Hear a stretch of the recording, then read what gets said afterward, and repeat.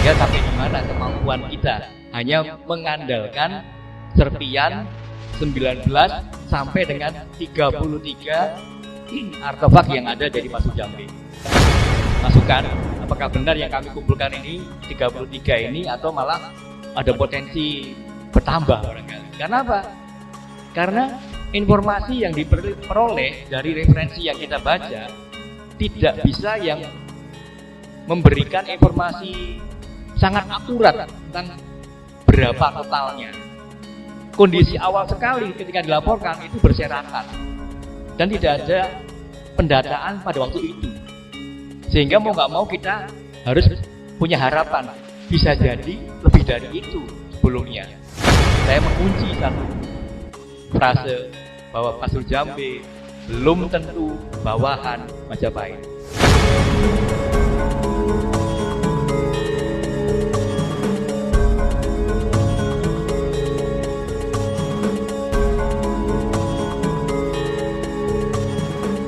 Kemudian Bapak mohon izin, saya ingin mengajak Bapak untuk lebih mengkerutkan dahi. Ya, kalau tadi dari Mas Teguh kan lebih santai, dadanya kan terpampang. Tapi kali ini karena judulnya kajian. Ya, kalau kajian berarti agak mikir. Tapi yang mikir biar saya, Ibu Bapak biar tinggal menerima hasilnya. Dan yang kami lakukan di tim ini adalah kajian yang harus berbeda dari kajian yang sudah dilakukan oleh para peneliti terdahulu. Bedanya di mana? Monggo nanti kita lihat. Karena basis saya adalah bidang arkeologi, kemudian lebih khusus pada bidang epigrafi, maka dua hal itu saya gabungkan. Jadi ini kira-kira secara singkat ada hanya 11 slide saja. Tapi kalau satu slide 5 menit ya lumayan, 1 jam berarti. Baik. Jadi itu saya beri subjudul kajian konteks, ya. Ada S-nya, konteks. Jadi selama ini yang kami baca, itu para peneliti melakukan kajian lebih pada konten, pada teksnya. Tapi saya melengkapi dengan melihat konteks. Oleh karena itu, barangkali ini agak beda dengan yang sudah Ibu Bapak baca melalui referensi yang sudah ada. Dan kemudian tugas kami berikutnya adalah menghubungkannya dengan sejarah Jawa Timur ini yang berat. Ya, yang berat. Dan nanti barangkali ada satu term atau satu kata dari saya yang agak mind blowing. Mind blowing itu artinya rodok ngaget-ngageti gitu ya. Ya, tapi ini perlu saya lakukan karena sebagai akademisi saya nggak boleh hanya ikut arus yang ada. Harus berani menunjukkan sesuatu yang baru sebagai novelty. Slide berikutnya. Nah, jadi ini pembahasan saya. Lingkup kajian kontekstual itu, saya hanya membatasi pada 3 hal saja. Apakah ada hal yang lain? Banyak Ibu dan Bapak, banyak. Tapi kali ini saya batasi 3 saja. Yang pertama adalah persoalan, yaitu tentang bagaimana keberadaan atau existing pada saat awal ditemukan. Jadi kalau kita melihat tadi Mas Teguh sudah menyampaikan, sejarahnya Pasu Jambe dimulai dari tahun 1954. Tapi itu yang dalam bahasa Indonesia. Sebenarnya sudah ada yang lebih tua lagi, yaitu dari Stutterheim, itu tahun 1927. Cuma agak susah mencari artikelnya. Nah, kemudian berikutnya saya bicarakan mengenai keragaman teksnya. Jadi teks dan konteks itu saya bedakan. Teks itu artinya berangkat dari apa yang bisa kita baca pada batu-batu inskripsi atau prasasti tersebut. Yang berikutnya yang tidak kalah sulit adalah melakukan tafsir atau interpretasi dalam rangka sejarah Mas Jawa kuno di Jawa Timur. Nah, ini yang paling sulit. Tapi ya kita coba kira-kira sampai di mana kemampuan kita hanya mengandalkan serpian 19 sampai dengan 33 artefak yang ada dari Pasu Jambe. Slide berikutnya. Ini saya mengulang saja sekedar untuk mengingatkan kembali bahwa mudah-mudahan nanti ada masukan apakah benar yang kami kumpulkan ini 33 ini atau malah ada potensi bertambah barangkali. Karena apa? Karena informasi yang diperoleh dari referensi yang kita baca tidak bisa yang memberikan informasi sangat akurat tentang berapa totalnya. Kondisi awal sekali ketika dilaporkan itu berserakan dan tidak ada pendataan pada waktu itu. Sehingga mau nggak mau kita harus punya harapan bisa jadi lebih dari itu sebelumnya. Mengapa? Ini salah satunya adalah faktor nanti peluangnya berangkat dari kajian konteks tadi itu. Bahwa sangat mungkin tidak hanya itu, tapi bisa lebih banyak lagi. Nah, ini untuk mengingat-ingat. Slide berikutnya, ini sudah slide kedua. Nah, kembali lagi. Ini adalah konteks dari keruangan secara miso ya, menengah. Jadi posisi Lumajang itu, apalagi khususnya Pasur Jambi, itu berada pada kawasan yang bergunung-gunung dan itu masuk kategori gunung suci.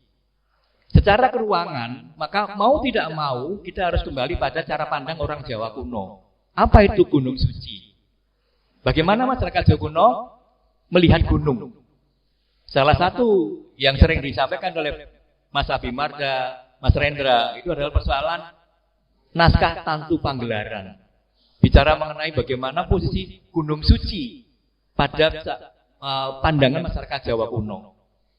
Jadi kita mau tidak mau kalau sudah begini, satu yang kita kunci dulu. Bicara mengenai Pasur Jambi, nggak bisa lepas dari persoalan gunung suci. Slide berikutnya. Nah, ini sekedar memperkecil areal bagian ini Kabupaten Lumajang ada di situ, kemudian posisi Kecamatan Senduro. Nah, kita akan fokus di Senduro itu. Apakah untuk kajian ini sebenarnya hanya sebatas itu? Ya sebenarnya secara miso nggak cukup hanya itu, karena bukan tidak mungkin cultural area atau area kebudayaan Senduro itu nggak hanya di situ, bisa juga kemana-mana. Kok bisa? Ya, nanti kita lihat. Apakah betul cultural areanya tidak hanya sebatas Senduro? Slide berikutnya. Nah, untuk itu maka saya ingatkan pada ibu bapak, ini aliran saya, aliran seorang yang mengkaji data dari masa lampau.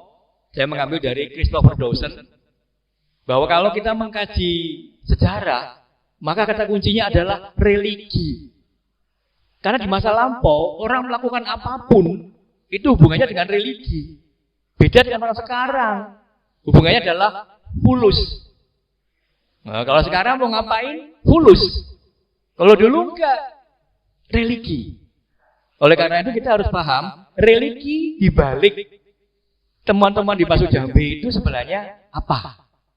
Ya memang dalam kajian terdahulu sudah disampaikan oleh banyak penulis atau peneliti bahwa Pasur Jambi terkait dengan kehidupan masyarakat yang beragama Hindu atau Saiwa. Betul. Kemudian di sana juga ada kehidupan para resi. Betul. Sayang, saya nggak cukup puas dengan simpulan itu. Saya ingin lebih dalam lagi. Bisa nggak? Ya kita coba. Mudah-mudahan cocok. Gitu ya. Karena kalau nggak pernah nyoba, mana tahu kalau bisa. Slide berikutnya. Nah, ini contoh bahwa cultural area dari Pasur Jambi itu nggak hanya di Senduro, tapi bergeser agak menjauh sampai ke Gerbo. Jadi kalau melihat pada faksimili di sebelah, kalau dari sini sebelah kanan ya, kanan saya itu yang produk dari Senduro. Sedangkan yang di sebelah kiri saya itu produk dari Gerbo. Dua tempat berbeda, tetap pada posisi lerengan Gunung Semeru. Coba lihat aksaranya. Nah, beberapa aksara itu bahkan mirip atau persis gitu ya. Dan ini aksara Jawa kuno atau sering dikatakan aksara Kawi. Kalau kawan-kawan filolog ini menempatkan sebagai aksara gunung. Ya, aksara gunung. Dan yang menarik sekali, aksara gunung ini tidak hanya kita temukan di Jawa Timur, bahkan sampai ke Jawa Tengah. Apakah mungkin sampai ke Jawa Barat? Ya, bisa jadi. Ya. Karena ini cultural area. Bagaimana mobilitas manusia di abad itu sampai ke berbagai wilayah. Ya. Jadi Jawa Timur perlu berbangga bahwa ternyata kebudayaan tulis di Jawa Timur dari Senduro itu tidak hanya ada di Jawa Timur, tapi juga ke wilayah yang lain. Artinya pengaruh budayanya meluas sampai mana-mana. Kalau Mas Abimarda itu sangat kenyang dengan pengalaman menggarap skriptorium di Merapi Merbabu yang sangat luar biasa. Bahwa di akhir abad ke-14-15 Masehi itu masih ada kumpulan naskah-naskah kuno dari lereng Gunung Merapi Merbabu. Dan banyak sekali jumlahnya. Saya nggak tahu persisnya berapa, tapi di atas berapa Mas? Lebih dari 400 naskah, bayangkan. Dan itu butuh tangan-tangan cekatan dan terampil untuk menggarapnya, karena itu kekayaan budaya kita yang masuk kategori intangible heritage. Baik, jadi ini sudah bukti ya bahwa bicara mengenai Senduro kita nggak boleh lepas dari konteks hanya lokal Senduro atau Pasur Jambe. Harus mau melebarkan sayap kemana-mana. Tadi dicontohkan oleh Mas Teguh bahwa kajian dari Mas Rake Hino itu juga menggabungkan antara temuan dari Pasur Jambe, kemudian Gerbo, dan juga Widodari. Ya, digabungkan. Dan ternyata itu suatu hasil budaya yang sangat luar biasa, yang kita perlu kaji lebih dalam sebenarnya value atau nilai apa yang bisa kita warisi dari masa itu. Mengapa munculnya justru pada periode setelah Majapahit itu mulai mengalami kemunduran, bahkan keruntuhannya. Salah satu term yang ingin saya tawarkan pada Ibu Bapak, kita bicara mengenai Pasur Jambe, saya mengunci satu frase bahwa Pasur Jambe belum tentu bawahan Majapahit. Jadi saya mengkritisi kalau ada penulis yang mengatakan kalau bicara Pasur Jambe langsung menyebut ini Majapahit pada masa raja tertentu. Monggo, secara kronologis boleh. Tapi bahwa Pasur Jambe itu bawahan langsung Majapahit, saya nggak sepakat. Karena bagaimana membuktikannya? Sedangkan Majapahit itu adalah sebuah keraton, sebuah budaya atau budaya besar. Sedangkan Pasur Jambe ini, kalau dalam ilmu antropologi itu namanya little tradition, tradisi kecil yang berkembang di wilayah yang jauh dari ibu kota, dari pusat kerajaan. Jadi nggak harus kita klaim bahwa kalau bicara Pasur Jambe, itu pasti bawahannya Majapahit. Nanti dulu, ya, pelan-pelan. Ya. Baik, ini slide keberapa tadi? Cuma 11 kok. Slide berikutnya. Nah, saya akan mulai cerita dari foto ini, tapi agak panjang ceritanya, walaupun fotonya cuma satu. Ini sekedar mewakili foto dari laporan tahun 1994. Mungkin ngambil fotonya lebih awal lagi.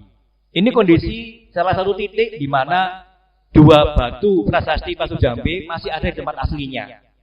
Kondisinya seperti itu Ibu dan Bapak. Merupakan pebukitan, tempat yang miring, ya, dan penuh dengan rerumputan dan pohon-pohon. Apa yang perlu kita lihat? Nah, secara lingkungan kita harus perhatikan bahwa Pasur Jambe itu bukanlah pemukiman seperti hanya trawulan misalnya, atau seperti kalau di Lumajang itu situs Biting misalnya, beda, benar-benar beda. Ini daerah yang jauh dari hiruk pikuk kehidupan kota. Loh, Pak Lutfi kok bilang kota? Loh, ya memang di masa Jawa kuno sekalipun kita bicara abad ke-14-15 Masehi, di Jawa itu sudah ada kota, walaupun bukan kota dalam konteks modern seperti sekarang.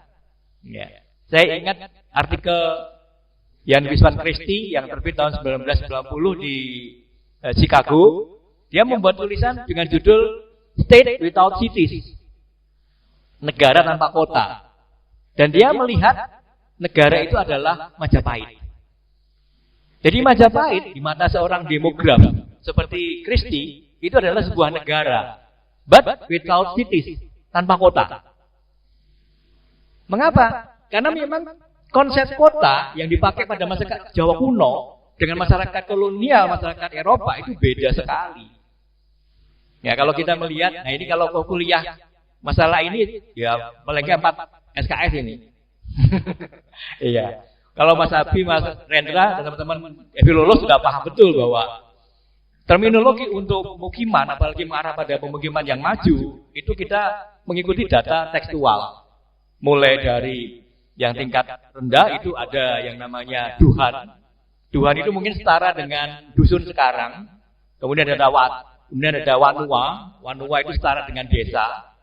Setelah itu ada yang namanya wata atau wate. Nah, kemudian muncul yang namanya kadatuan. Masing-masing ini harus dengan penjelasan sesuai dengan zamannya. Gitu. Sedangkan kata kota yang kita pakai itu bukanlah kata kota yang dari produk Jawa kuno. Karena dalam bahasa Jawa kuno kita mengenal satu istilah kuta. Tapi kuta dengan seperti tehnya orang Bali itu bukan kota sebenarnya. Karena kuta itu artinya boto. Ya, bata. Nah, kalau bata banyak jadinya tembok, dinding, benteng. Nah, jadi kalau kuta itu artinya suatu cakupan pemukiman yang dibatasi dengan dinding, dengan bata atau dengan tembok.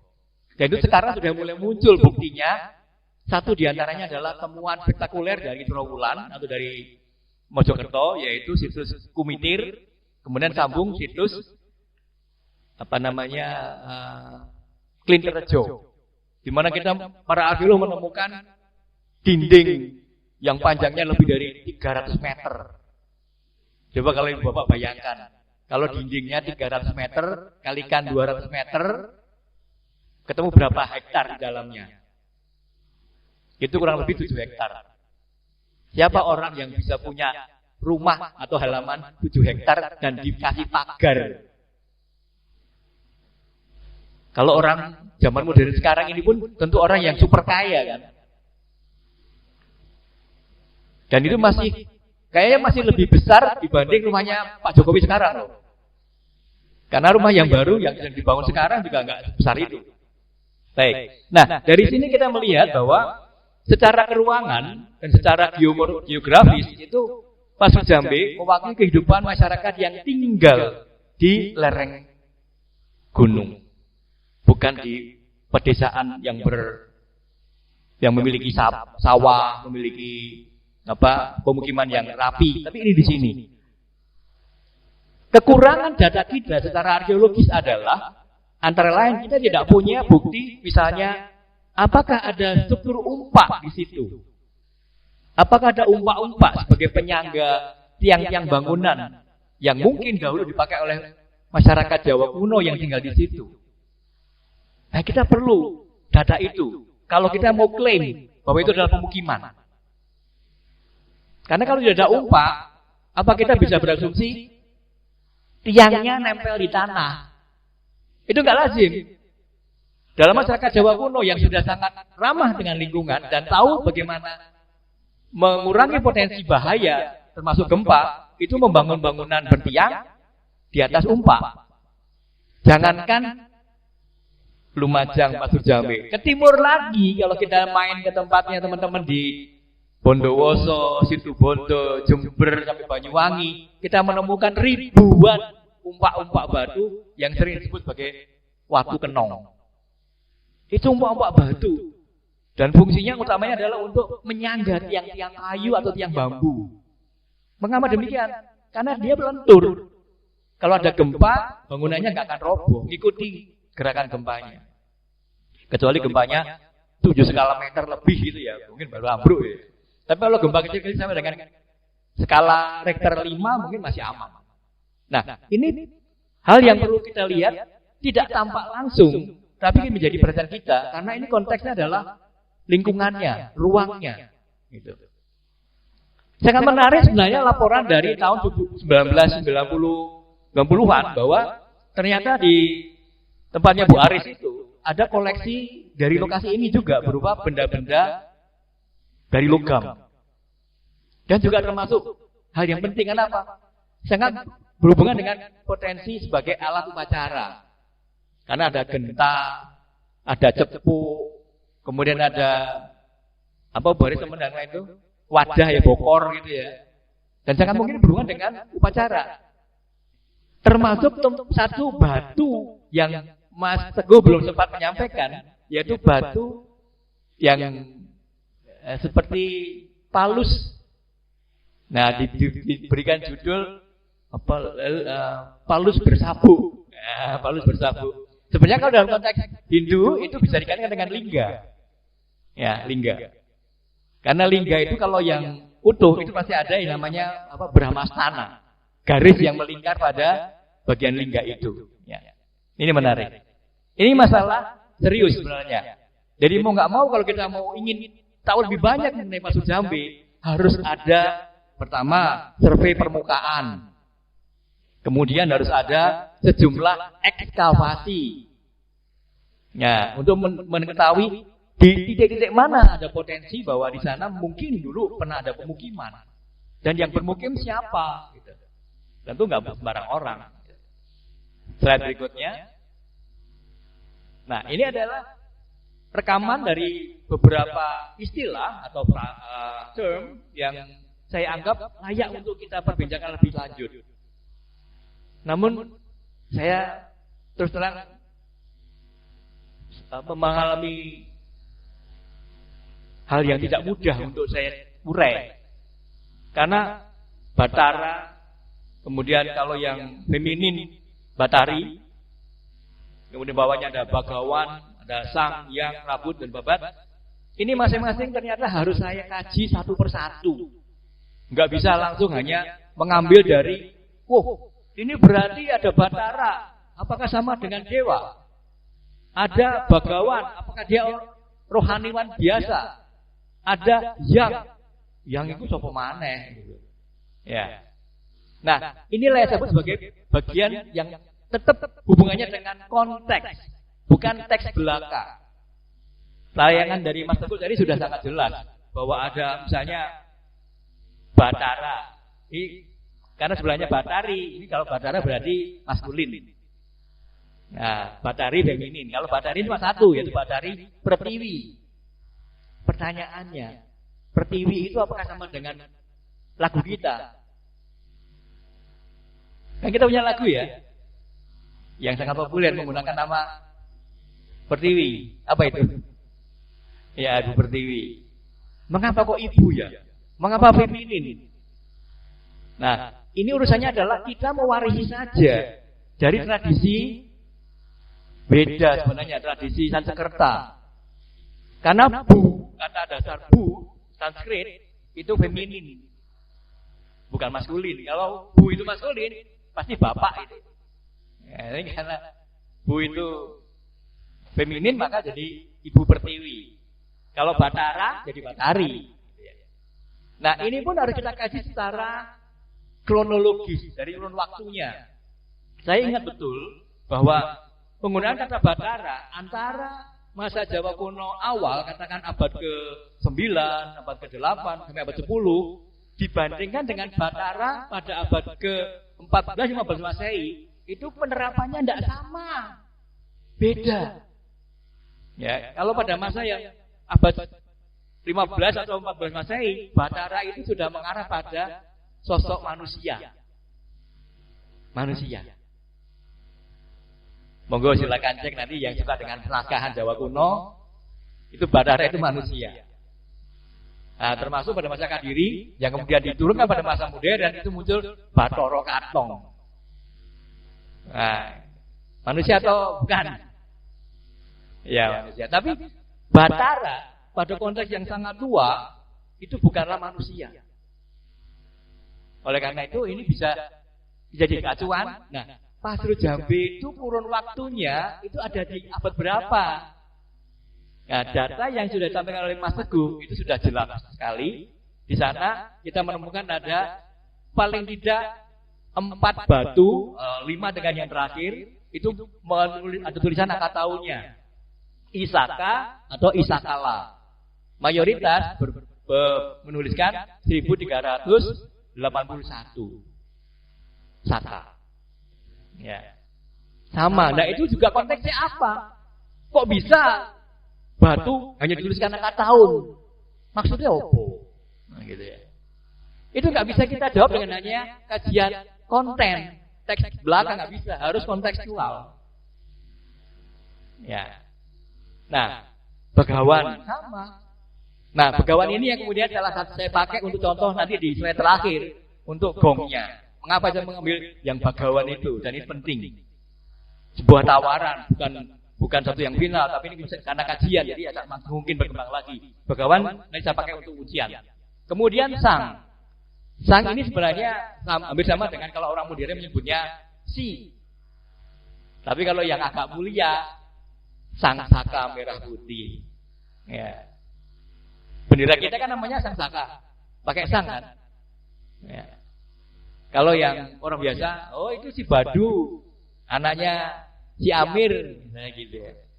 Untuk orang biasa, kalau si itu orang biasa, kalau sang itu sedikit lebih tinggi posisinya. Nah, sang ini yang sudah dengan Pak Sujambe, apakah juga seperti itu? Kita lihat dulu, abad ke-15 itu apakah sang sama dengan si modern gitu. Karena ini ada misalnya Sang Kurusya. Siapa dia? Sang Kosika. Siapa dia? Kita harus tahu. Gak boleh sembrono. Kembali lagi, religi yang kita gunakan. Ya, di masa kuno, apalagi 8 abad yang lampau, kita punya jarak waktu yang sangat jauh. Dan apa yang kita punyai sekarang, itu pasti akan berbeda jauh dengan apa yang mereka pikirkan. Nah, sekarang yang lagi pusing kepala, itu Mbak Nona sekarang. Dia lagi bikin masalah semotika itu. Nah, di bagaimana mengotak-atik apa yang ada pada masa lampau dengan cara pandang orang modern, yang cocok yang mana, gitu ya. Kemudian rabut. Nah, rabut ini sudah banyak orang baca. Kalau Pak Karto, beliau guru saya, jadi saya sangat berbahagia hari ini saya dedikasi untuk beliau.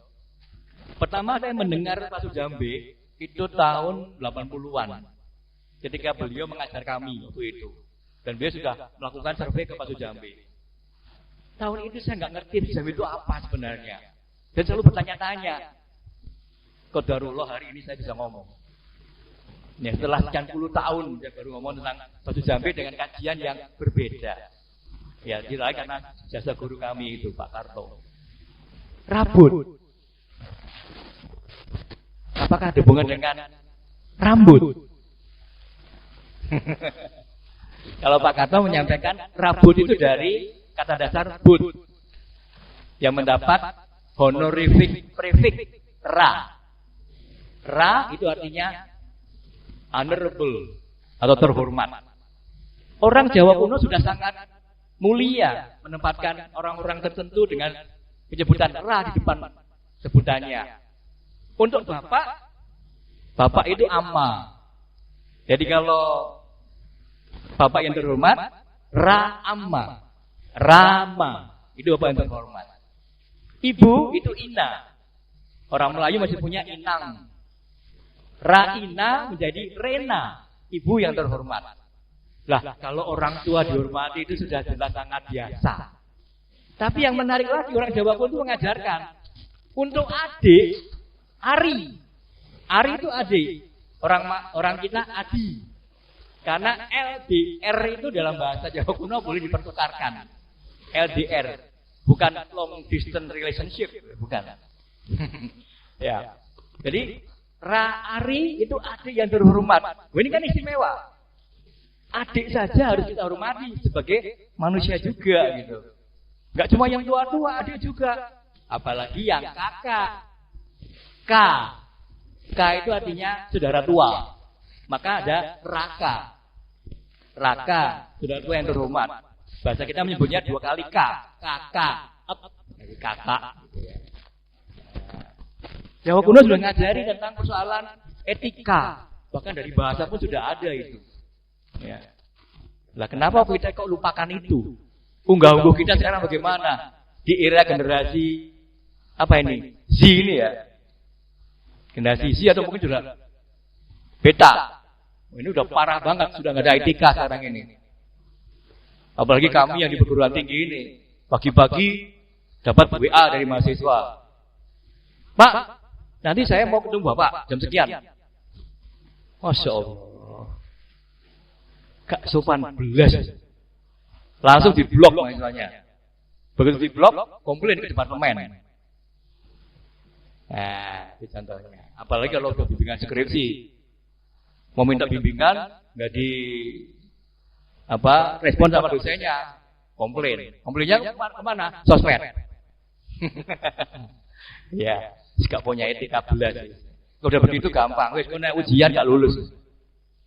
Nah, terhormat. Rabut artinya apa? Kalau Pak Kadwa kembali lagi, Pak Kadwa menyebutkan bahwa but itu adalah serabut. Ya, tapi apakah artinya letterlek atau harfiah begitu? Oh tidak. Kalau harfiah ya nggak ketemu nanti. Ya, oleh karena ini adalah sesuatu yang sifatnya simbolik. Harus pakai kajian semiotika sampai ke sana dengan baik gitu ya. Nah, rabut itu oleh para ahli, terutama pada kamus Jawa kuno, sering dihubungkan dengan tempat suci. Tempat suci. Dan umumnya yang disebut dalam naskah-naskah, tempat suci dengan sebutan rabut, itu terletak di daerah pegunungan. Daerah bukit-bukit. Salah satu yang sangat kondang di Malang adalah Rabut Katu. Dalam naskah Pararaton dikatakan Rabut Katu, tempat bersama dinya Ken Angrok. Dan Rabut Katu itu kalau dari kampus kami UM itu melihat ke selatan, tiap hari kelihatan itu. Seperti gunung yang dipangkas karena bagian atasnya itu rata gitu.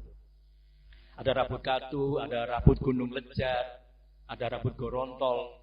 Nah di Pasir Jambe ada Rabut Macan Petak. Loh, dulu begitu dengar itu pikiran langsung lari ke Banyuwangi. Pak, di Banyuwangi ada situs namanya situs Macan Putih. Petak itu putih, iya. Macannya sama. Pertanyaannya, apakah kita boleh segegabah itu menganggap antara Rabut Macan Petak dan situs Macan Putih di Banyuwangi itu sama? Tidak bisa. Ya, kita harus mulai kajian dulu. Kesamaan bunyi nggak cukup, karena ternyata menyesatkan. Salah satu contoh sesatnya adalah ketika seorang peneliti, entah itu epigraf, entah itu sejarawan, entah itu filolog, hanya melihat kesamaan bunyi. Satu contoh fatal yang saya agak susah untuk mengkritisi secara langsung adalah penggunaan terminologi dalam prasasti. Ada prasasti yang sekarang orang Malang masih mengakui asal-usul kota Malang adalah dari Malangkuseswara. Padahal itu ngawurnya sundul langit itu. Ngawurnya sundul langit. Dia hanya membutuhkan bunyi Malang. Pada frasenya itu Malangkuseswara yang harusnya dipilah dari Mala Angkusa Iswara. Tapi dia hanya membutuhkan bunyi Malang. Pemotongannya super ngawur. Nah, Mala Angkusa Iswara. Kalau disambung, karena memang Jawa kuno itu scriptuo continua, nyambung saja gitu. Malang Kuseswara dipotong Malang saja. Nggak sesuai. Itu contoh pertama. Ada lagi di Malang, masih ada. Apa itu? Nah, nama Malang, karena yang pertama itu dianggap nggak valid, ambil yang kedua. Dari sumber prasasti juga. Sakrida Malang. Sakrida Malang. Bagi saya, nggak tepat motongnya. Harusnya Sakri Damalang. Karena Damalang itu adalah penyebutan untuk Gunung Suci. Penyebutan yang lain adalah Damalung. Kalau Mas Abi mengkaji naskah Damalung itu ada di Merbabu. Ya. Dan di Singosari juga ada temuan prasasti yang berbunyi Damalung. Nah, itu contoh. Ada lagi yang juga perlu dikritisi, yaitu penggunaan toponim Kuak. Nah, dipakai di Kediri itu. Kuak Kediri yang dipakai sebagai sumber dari hari jadi Kediri itu diambilkan dari prasasti yang dikeluarkan bukan di Kediri, tapi di Jawa Tengah. Kira-kira masuk akal apa enggak? Prasastinya asalnya dari Jawa Tengah, tapi dipakai untuk hari jadi Kediri. Rasanya ngawur loh. Nah, itu contohnya ini kalau kesamaan bunyi aja tidak cukup. Kemudian babat, nah ini yang saya sampaikan nanti. Babat di sini nggak ada hubungan dengan sapi, nggak ada hubungan dengan iso, nggak ada hubungan dengan soto, nggak ada. Dan ini nggak ada hubungannya juga dengan jenis naskah. Kan ada kakawin, ada babat, ada kidung, ya, ada apalagi serat, ya, ada lagi yang untuk mau copat, ya. Ini babat ini bukan itu. Tapi babat ini adalah sebenarnya kata kerja. Kata kerja. Slide berikutnya. Nah, kata babat itu ada di sini, bukan Bapak? Sengaja fotonya nggak saya buat terang supaya penasaran. Tuh, ada di bagian situ. Kalau nah ini babat.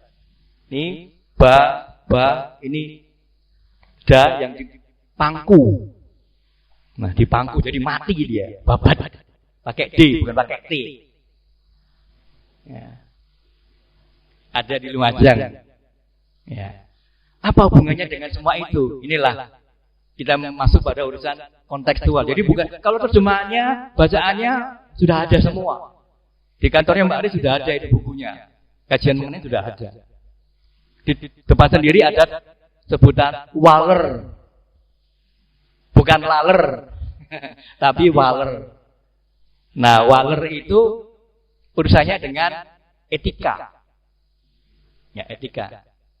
Nah, etika apa? Etika yang ditekankan ini dalam bentuk konvensi atau hukum adat sebenarnya, hukum adat. Tidak boleh melakukan aktivitas babat. Tidak boleh melakukan aktivitas menebang. Babat itu enggak hanya rumput, enggak hanya semak, tapi pohon. Babat itu pohon. Dalam Jawa kuno itu ada satu konteks yang sangat kuat melekat pada babat adalah taruk, mataruka, tinaruka. Itu artinya membuat pemukiman baru. Bagaimana caranya? Babat. Kalau bahasa modernnya slash and burn. Ya. Jadi tebang dan bakar. Karena untuk pemukiman, jadi nggak mungkin cuma ditebang, tumpuk itu nggak mungkin. Pasti akan dibakar juga sebagian. Nah, itu babat. Dari sini, maka pikiran saya melayang. Apa hubungan antara babat, kemudian rabut, kemudian tadi sebutan-sebutan yang mulia-mulia tadi itu. Ini pasti ada konteksnya, ada benang merahnya. Monggo slide berikutnya. Nah, ini yang saya tawarkan pada Ibu dan Bapak. Dari kesempatan yang tidak terlalu panjang untuk riset, saya akhirnya menemukan satu pintu masuk untuk konteks penggunaan terminologi yang macam-macam tadi.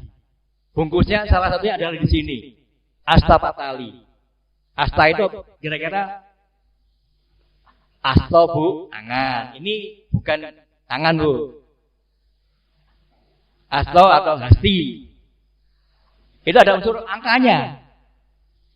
Angkanya berapa? Ada yang tahu? Kalau Mas Abi langsung 8. Asta. Jadi ada 8 hal yang penting.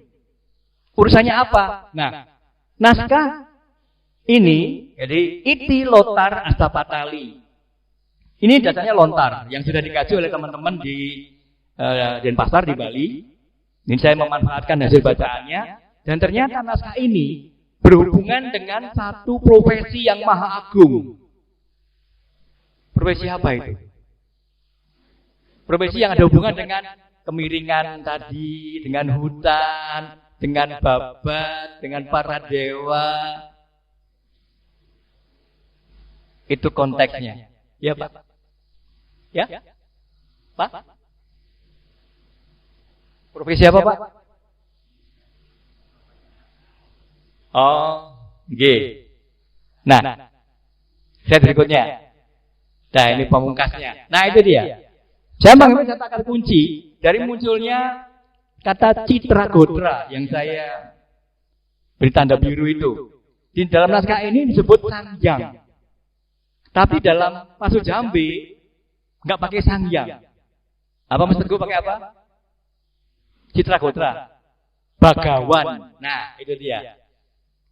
Dalam konteks ini antara penggunaan bagawan dan sangjang menunjuk pada tokoh yang sama, Citragotra. Siapa dia? Dewaning tatah. Apa tatah? Alat untuk ya bisa memotong kayu, mengukir kayu, mempercantik kayu kan gitu. Hubungannya dengan perkayuan. Dan ternyata kalau saya sampaikan lengkap, 8 unsur itu, astanya itu memang semuanya adalah para dewa, para penguasa yang berhubungan dengan profesi kayu. Oh, bukan Bu, kayu. Ya, ini salah satu yang bagi saya menarik. Kenapa? Kita nggak cukup hanya dengan itu Hindu, itu Resi, nggak cukup. Karena kita ternyata dengan mencoba menelusuri lebih jauh lagi, salah satu yang muncul adalah ini. Ada masyarakat cendekia, masyarakat yang melek aksara, masyarakat yang melek teknologi, yaitu adalah para ahli arsitektur tradisional. Hanya saya kita tidak mendapatkan warisannya berupa bangunan itu, nggak ada. Tapi di Bali ini ada naskahnya, Asapatali. Kalau di masyarakat modern itu ada ada manuskripnya. Kalau nggak salah judulnya adalah Ilmu Kalang atau Ilmu Griyo, Kawruh Griyo. Ya, Kawruh Griyo itu sudah ditulis oleh almarhum Profesor Yosef Priyatomo.